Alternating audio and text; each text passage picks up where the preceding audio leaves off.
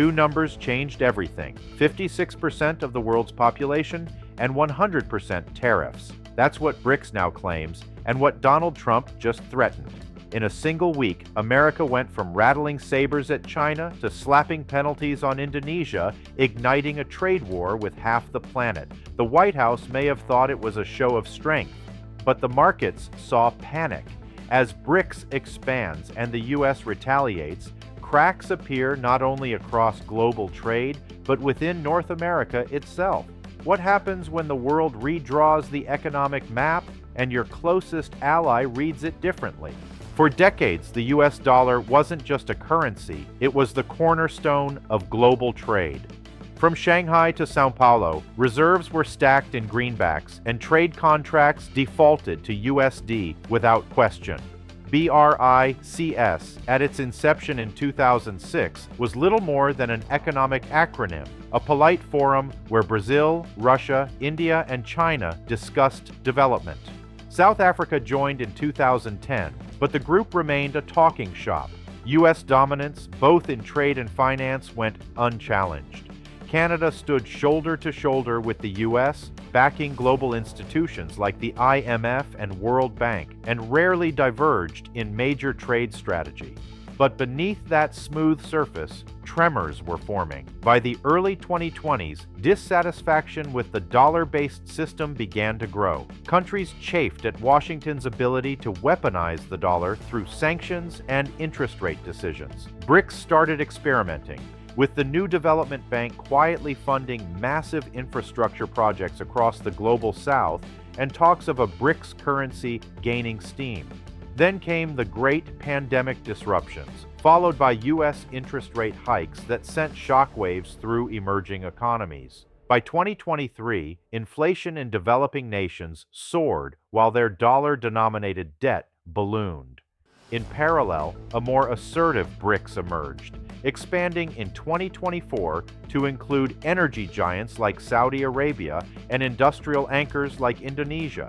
The message was clear: BRICS was no longer a passive observer of global finance. It wanted to rewrite the rules. And in November 2024, Donald Trump, fresh off a re-election campaign fueled by promises to punish the cheats, escalated the rhetoric. He threatened a sweeping 100% tariff on any nation backing the BRICS financial bloc. What had been an ideological divergence was now a powder keg with a lit fuse, and both ends of North America stood dangerously close.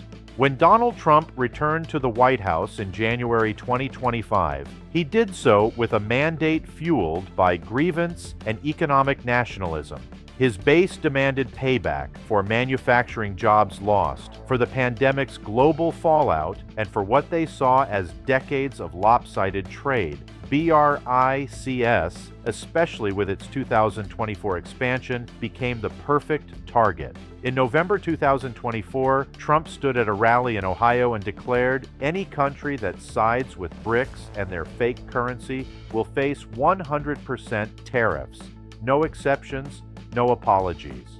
At first, many saw it as typical campaign bluster, but by July 2025, the bluster turned into policy. Although the blanket 100% tariff was walked back to a 10% baseline, the executive order came with teeth.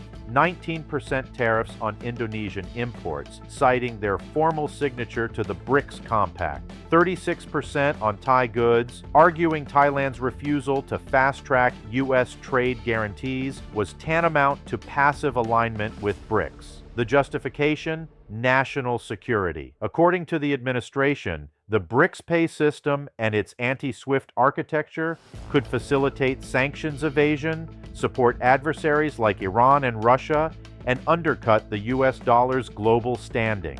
The broader agenda was clear: force American supply chains to reshore or ally shore, return manufacturing to the U.S., or at least to trusted partners. Trump's economic advisors argued this would insulate the U.S. from hostile monetary blocs and create jobs at home. But the reality was messier. By mid-July, reports from trade desks showed turbulence. Semiconductor supply chains reliant on Southeast Asian fabs were disrupted overnight. U.S. auto firms raised alarm over wiring harnesses and components stuck at customs. Soybean exports, already under pressure, faced retaliatory delays in Brazilian and Chinese ports. The bond market reacted harshly. Fewer foreign buyers showed up at Treasury auctions. The dollar remained strong, but borrowing costs ticked upward. Inflation, thought to be cooling, began to creep again. Trump's defenders on Capitol Hill pointed to long-term resilience. But business leaders in states like Michigan and Georgia weren't buying it. They warned of a hidden tax on American consumers and a recipe for recession. Yet, the administration doubled down. "This is about sovereignty," Trump tweeted. "The globalists sold out our country for decades. I won't." As Washington embraced confrontation, its northern neighbor began quietly recalculating. Canada, historically one of America's most dependable economic allies, found itself in a uniquely uncomfortable position. On one hand, Canada had long benefited from close integration with U.S. markets, especially under the USMCA. On the other, it had been quietly deepening ties with Asian economies. The 2024 BRICS expansion shook up Canadian trade calculus. Indonesia, now hit with U.S. tariffs, was Canada's second-largest Southeast Asian trade partner. Ottawa didn't immediately rebuke the U.S. policy shift, but actions spoke louder than statements. In early July 2025, Deputy Prime Minister Chrystia Freeland stood beside a delegation from Jakarta and announced a $7.4 billion Canadian dollars investment deal, covering green tech, critical minerals, and LNG infrastructure. The deal signaled that Canada would not follow Washington's punitive lead. Instead of matching U.S. tariffs, Canada fast-tracked its Indo-Pacific strategy, new incentives for firms investing in non-U.S. supply routes, infrastructure credits to expand the Port of Vancouver's outbound capacity, quiet discussions with Vietnam and UAE about digital currency pilot projects tied to BRICS pay. Privately, Canadian officials were frustrated. "We weren't consulted," said one senior trade advisor. "The U.S. didn't coordinate. They just acted and expected us to follow." The business community responded accordingly. Canadian manufacturers began lobbying for expanded access to BRICS plus markets. Ontario's auto sector, deeply reliant on Asian EV components, pressed for exemptions from U.S. tariffs on parts that cross the border. And there was another concern: the dollar trap. With global reserves moving away from USD, Canada's own central bank faced a dilemma. Should it keep aligning with the Fed's tightening path, or start hedging toward a multipolar reserve world?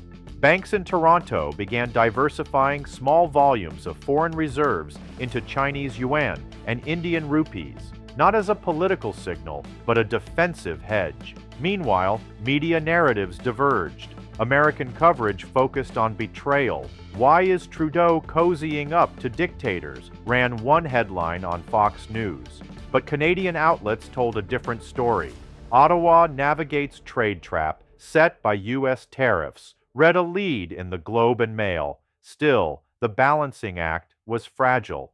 A split emerged in Parliament. Conservatives urged caution, arguing that deeper BRICS engagement risked undermining North American unity. Liberals countered that blindly following the U.S. down a protectionist rabbit hole would damage Canada's competitiveness and sovereignty. For ordinary Canadians, the shift was visible but confusing. Prices for certain electronics dipped as BRICS-sourced goods were redirected north. But farmers complained of delays in exporting grain to markets tangled in U.S. tariffs. In short, Canada was not breaking from the U.S., but it was no longer locking arms either. And as Ottawa tried to chart its own course, it found itself pulled in opposite directions, toward loyalty and toward opportunity. By August 2025, the situation had calcified into a strategic stalemate. The U.S. tariffs remained in place. BRICS, despite internal friction, held firm on its push to expand financial autonomy. Canada walked a diplomatic tightrope, avoiding direct conflict with Washington while securing backdoor deals with Southeast Asia and Middle Eastern energy players. But nobody was winning. U.S. exporters, from Wisconsin dairy producers to California chip makers, faced a web of retaliatory measures. In Canada, interprovincial arguments erupted over whether Ottawa should push for exemptions or decouple further. Even the BRICS bloc was not immune. Disputes over how to price energy within the group stalled key infrastructure projects. China's absence from the Rio summit cast a long shadow over unity. The much-hyped BRICS currency remained vague, a declaration more than a deliverable. And yet, for all the dysfunction, the fractures kept widening. A new economic map was emerging, one that no longer had Washington at the center, one that saw Ottawa navigating rather than orbiting. Supply chains once taken for granted were now being rebuilt. Deals once inked in dollars were increasingly denominated in other units. Canadian and American companies alike struggled to predict costs, timelines, or currency fluctuations. The question now wasn't whether there was a winner or loser, it was whether the North American partnership, once a model of integration, was quietly being dismantled by the very forces it once helped shape. In boardrooms, on factory floors, and across port terminals from Montreal to Miami, the uncertainty was palpable. And with elections looming in both countries within 18 months, neither leader could afford to look like the one who blinked first. This wasn't just a trade dispute, it was a test of resolve of values and of what it means to share a continent in a world that no longer plays by the old rules. In the coastal town of Prince Rupert, British Columbia, the summer of 2025 was supposed to be a turning point. A 3.2 billion Canadian dollars liquefied natural gas LNG terminal project had finally broken ground after years of environmental reviews and diplomatic hurdles. The deal, inked with Indonesian and Qatari firms in early 2025, was seen as a milestone, Canada stepping into its long-promised role as a global energy supplier beyond U.S. pipelines. Then came the tariffs. Trump's 19% levy on Indonesian goods didn't technically apply to Canadian LNG, but the political chill sent shockwaves through the financial sector. Insurance rates on joint ventures with BRICS nations soared. Logistics partners hesitated. The Indonesian firms, worried about secondary U.S. sanctions or reputational risks, paused 2 of their planned investments in the project, delaying equipment imports and workforce deployment. The local impact was immediate. Over 1,200 construction jobs were deferred. A ripple effect hit small contractors and indigenous businesses in the area who had prepared for the boom. Housing projects and training programs scheduled around the LNG expansion were abruptly frozen. Worse, uncertainty infected wider Canadian energy ambitions. Alberta's producers, long frustrated by U.S. bottlenecks, had looked to Asian markets as the future. Now, they faced the prospect of being collateral damage in a geopolitical chess match. In Ontario, manufacturers who had pivoted toward BRICS plus supply chains found themselves caught in new customs complications. Delays at ports, currency conversion hurdles with BRICS pay, and vague compliance standards meant shipments slowed, costs rose, and client confidence dipped. But perhaps most painful was the diplomatic whiplash. Canadian trade officials, tasked for years with aligning North American competitiveness, were now improvising their own defensive strategy. A former trade negotiator put it bluntly, "We spent 3 decades integrating with the U.S. Now we're reverse engineering our independence." On the fly. For Canada, the cost wasn't just in lost dollars, it was in lost alignment. And while the economy hasn't collapsed, the sense of reliability between the neighbors has clearly cracked. In the heart of Illinois, a third-generation electronics assembly plant is facing a crisis it didn't see coming.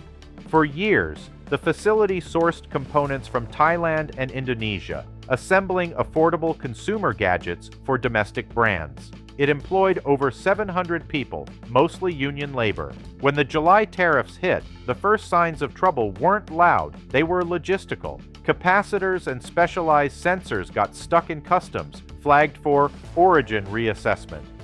Shipping costs jumped 18%. The company's inventory dried up in weeks. Unable to pass costs directly onto budget-conscious consumers, the firm laid off 120 workers in August and announced it would shutter one of its 2 assembly lines. And that story wasn't unique. Across the U.S., small and mid-sized manufacturers, those that Trump once hailed as the backbone of America First, were among the first to bleed. Unlike megacorporations with global hedging strategies, these firms lacked the leverage or capital to reconfigure supply chains overnight. Meanwhile, American consumers began to feel the pinch in less dramatic but highly visible ways. Prices for home appliances and electronics rose by an average of 6% between July and September, according to the Bureau of Labor Statistics. Garden tools, air conditioners, and microwaves, many with components sourced from BRICS-aligned nations, disappeared from shelves or came with higher tags. Inflation, already a political lightning rod, nudged upward again, fueling partisan recriminations. Even agriculture wasn't spared. Soybean farmers in Iowa saw contracts with Chinese and Brazilian buyers fall through or get delayed as BRICS members imposed subtle countermeasures, stricter inspection protocols, secondary tariffs, or bureaucratic slow-walking. On Wall Street, investors grew nervous. Foreign holdings of U.S. Treasuries dipped 2.1% in Q3 2025, the steepest quarterly decline since the pandemic era. Analysts warned that a prolonged standoff could make U.S. debt more expensive and less attractive. Most strikingly, some American firms began exploring relocation, not back to America, but to third-party countries like Mexico or Vietnam that could bypass the BRICS-U.S. tariff battle entirely. In trying to punish adversaries, the administration had inadvertently encouraged supply chain flight. The result? American workers and consumers paid a price that was supposed to fall on foreign rivals. From rail yards in Saskatchewan to ports in Seattle, the cost of divergence is mounting. What was once the most integrated economic partnership in the Western Hemisphere now strains under competing visions of the future.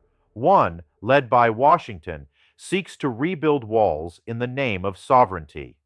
The other, emerging from Ottawa, leans into new alliances, carefully but deliberately. Neither path is without risk. Fragmented supply chains, misaligned currencies, and retaliatory tariffs threaten to undo decades of progress. Yet behind closed doors, officials on both sides know no global strategy can succeed if North America fails at home. So where does it go from here? In the race to define the next chapter of global trade, will North America win together or lose separately? You're American or Canadian. Share your story and your view in the comments below.